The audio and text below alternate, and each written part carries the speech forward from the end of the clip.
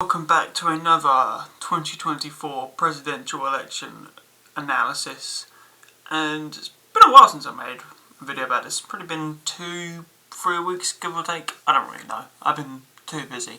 But anyway, I decided to do one now because I think most people in this space, we're seeing a shift take place, and we're definitely seeing a shift in favour of Trump.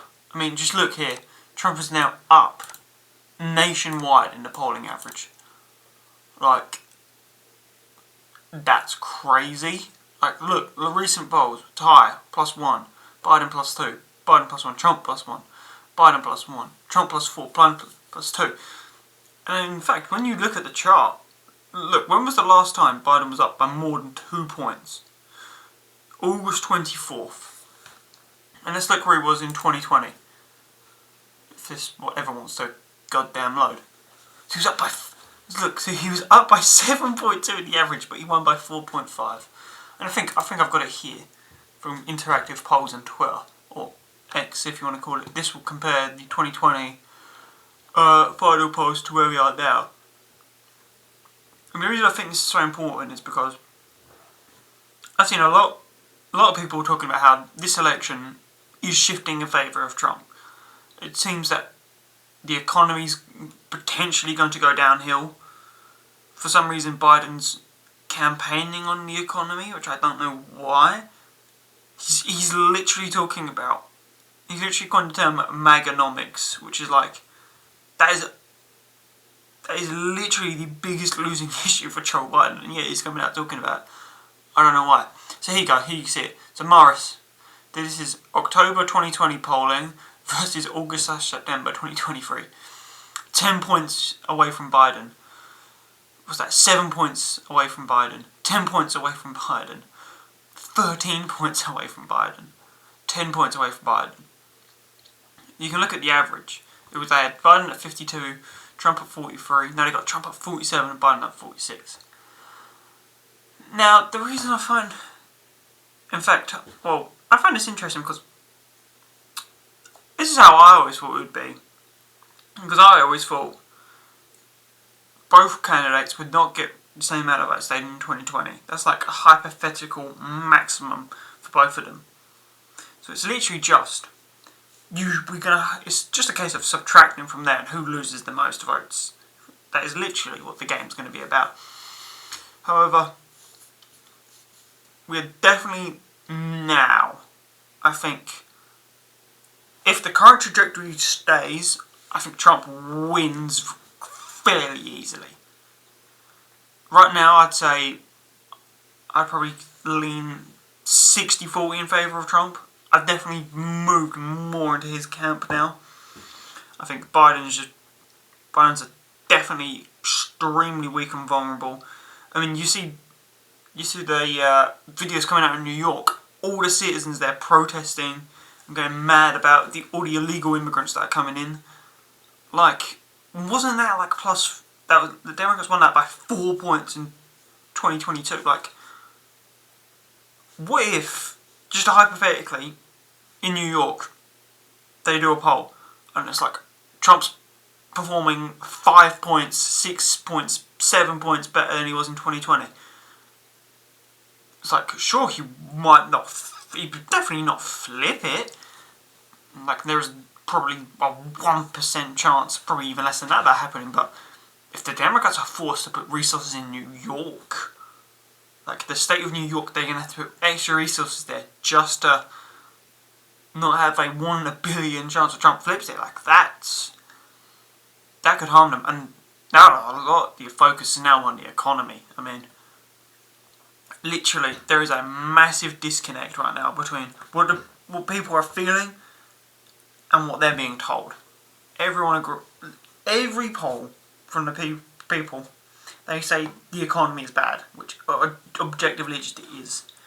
But the Biden administration and all the experts tell them that it's fine. Now the thing is, if the economy takes a downturn, which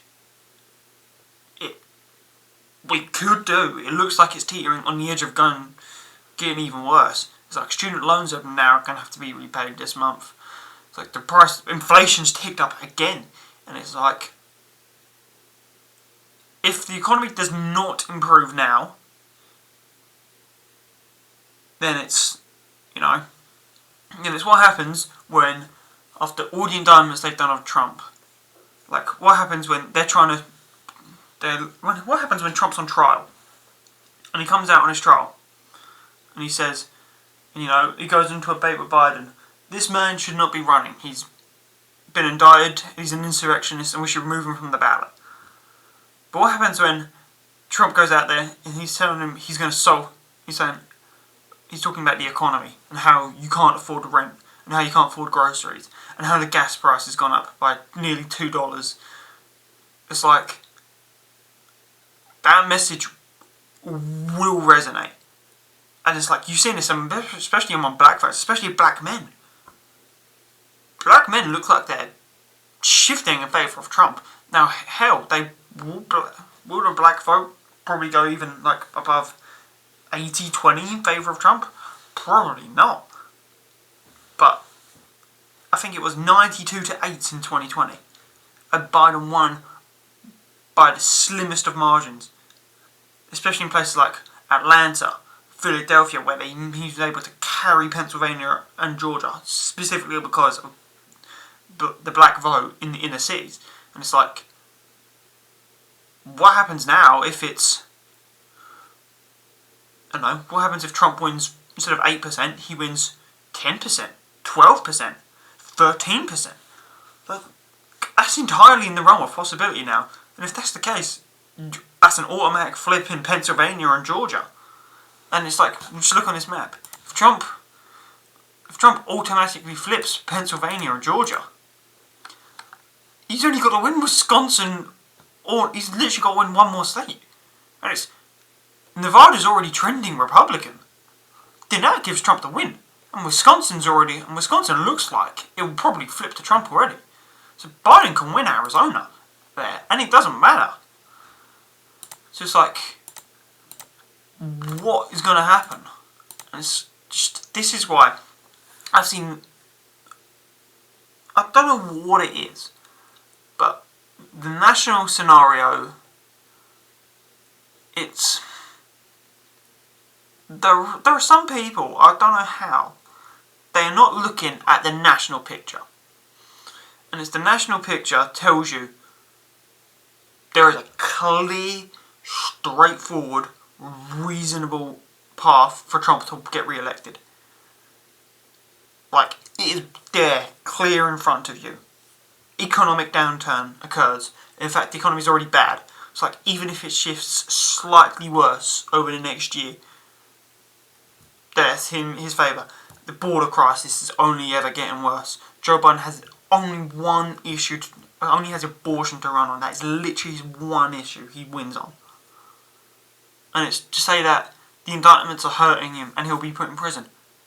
That's not going to hurt him. It's not hurt him at all. The thing is, people have already made their mind up about Trump. Like, if you hate your Trump, the fact that he's been indicted 4 times, that's not going to change anything.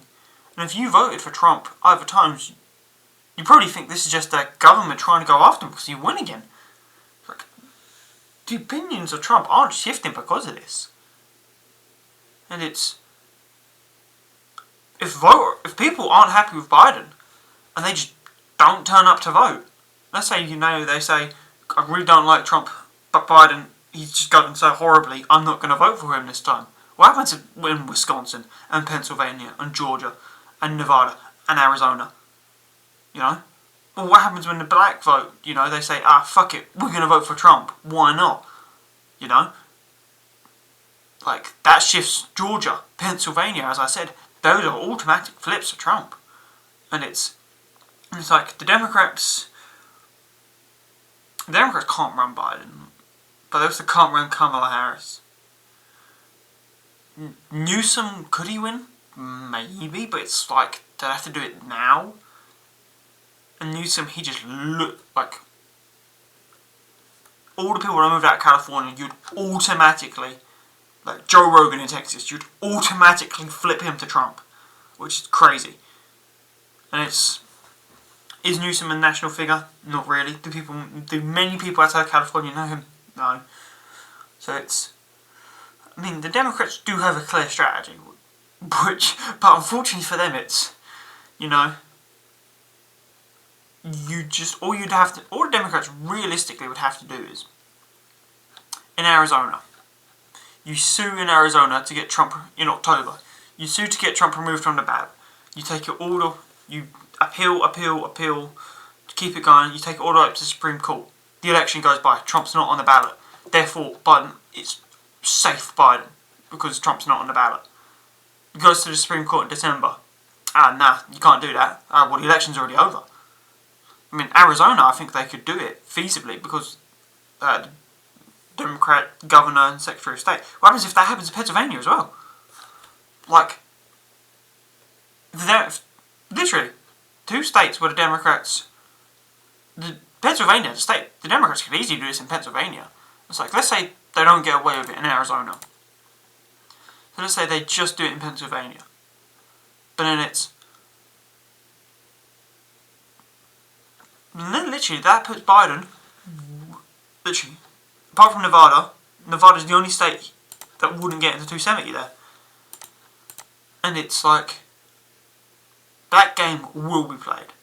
And in fact, I guarantee you, this is an early prediction, this is a September 2023 prediction, I can say that in my heart, there is 100% certainty that there will be at least one state where Trump's name is removed from the ballot.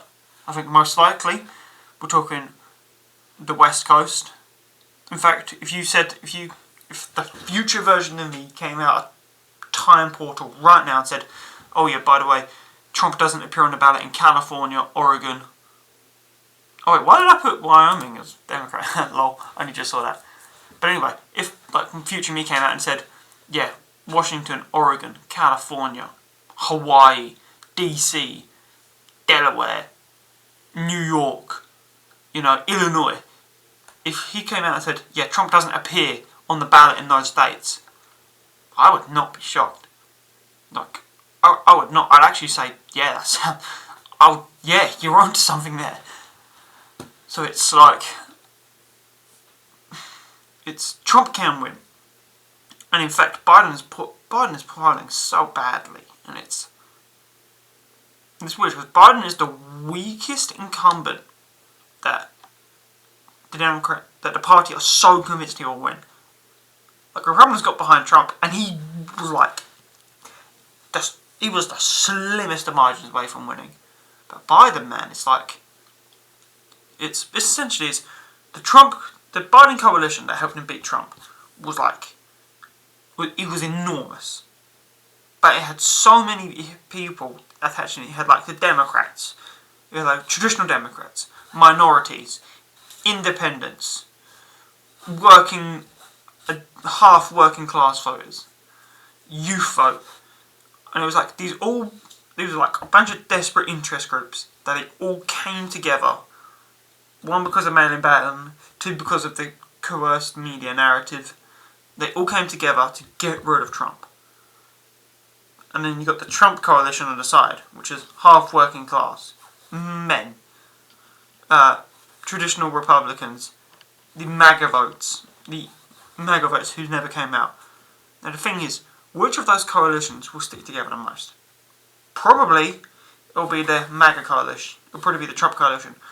Because the Republicans that don't like him, they vote for Biden anyway. And it's so but let's say, take the Biden coalition, let's say the Trump coalition just holds, because it's more likely the Trump coalition holds than the Biden coalition. Everyone agrees on that. Literally everyone does.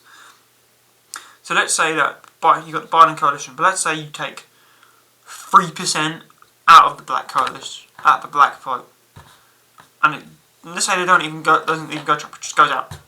That is a automatic flip in Georgia. And if Trump appears on the ballot in Pennsylvania, it's an automatic flip in Pennsylvania. And there you go, Trump's at 270, he's won. Literally. Right there. Done. Election's over. Biden can win Wisconsin, Arizona, Nevada. Trump wins Georgia and Pennsylvania, done. And it's like, will the youth vote turn out? Maybe not. Or like, are they going to be enthusiastic about turning out? Maybe. Who's to say? Then that's a flip in Arizona. Nevada's probably going to flip anyway. Wisconsin's trending Republican. Then all of a sudden, you know, we move Michigan into toss-up territory. It's like, their panic alarms have to be ringing for Biden and the Democrats now. Like, there's no feasible way around them for them to not think about it. It's like the Biden coalition, you have at least, you probably have minus 5% from the black coalition, minus 5% from the Latino coalition, minus a couple percentage points from the youth vote who not turned out, minus independents. Well, they vote for what, Biden plus 14? I've seen Biden like plus 10 in a poll, but let's say, alright, independents minus 4, you know, all of a sudden, you take all them out, Michigan's in play. Like, so we're not even talking about these other swing states, you know, we're talking about Michigan coming to stay. And hell, feasibly, Trump can win Michigan. He can. Like, don't get me wrong, I wouldn't put it in the toss-up category with the other 5 states right now, but it's like, you know, slight more economic downturn, then all of a sudden, that's in play. Maybe Minnesota, I doubt it. It's like, Michigan's the only other state I realistically see coming into the swing states, but it's like Ohio's safe. Ohio won't flip. I don't see North Carolina flip. There's 0% chance Texas and Florida flip. Like, unless Trump will not be removed from the ballot in those states, so it'll be fine. So it's like, this is going to be an interesting race. And it's, if someone's out there telling you that Trump can't win, like, Biden's in a great position, they're just flat out lying to you. It's every single metric tells you not otherwise. Look, we'll just look at national polling yet. So it's Trump plus 0.5. Okay, so what was it in 2020? Oh, here we go. Look, it was what was that, 2.8%, was that 2.7? Was it? Yeah, 2.7 in favour of Trump. Okay, so let's put it here. So if we say it's 2.7 in favour of Trump, Trump wins the national vote by 3.2. Okay, and let's say, okay, well, let's look at the most recent election. Okay, so they underestimate Republicans by 0.3. Let's say they do it again. Trump wins by just under a percentage point. Because no matter what, like, the only way, if you say, okay, 2018 midterm polling era, Democrats get another point. Okay, that means Biden's winning the popular vote by 0.5%. And then he won it, so that means he drops off by 4% in total, which, that's feasible. If Biden's future me again comes out and says Biden falls by 4 points and Trump really stays the same, but he still wins the popular vote, because, you know, he gets carried in places like California, where Trump doesn't appear on the ballot. And that's another thing. If Trump doesn't appear on the ballot in like California and New York, Biden could win the popular vote by like 10 points, and it wouldn't fucking matter, because Trump doesn't need those states to win. And that's one of the interesting things. It's as long as Trump's on the ballot in all of these 5 states, these are the only states that I feasibly see Trump could get removed from, and it would have a actual negative impact. Like Michigan, yeah, but I doubt he'd win that anyway. And it's like, don't get wrong, again, Trump doesn't appear on the ballot in Arizona, Pennsylvania, that's it, game over. Like, he can win, like, Wisconsin, Nevada, Georgia, I am confident he'll appear on. But it's just, the dirty games will be played. Dirty games will be played. The election cycle is crazy as it is, and we're in fucking September of 2023. So it's just, buckle up, because it's going to get a lot worse.